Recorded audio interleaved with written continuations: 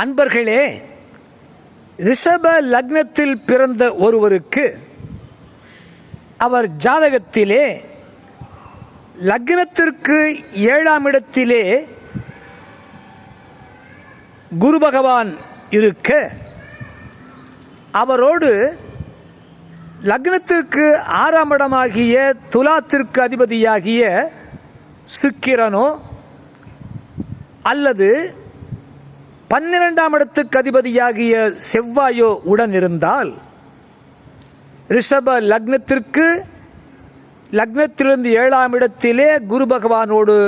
சுக்கிரனோ செவ்வாயோ இருந்தால், அந்த ஜாதகருக்கு மன வாழ்க்கை பிரச்சனை மிகுந்ததாக இருக்கும், மன முறிவும் ஏற்பட வாய்ப்புகள் உண்டு என்று சொல்லப்படுகிறது.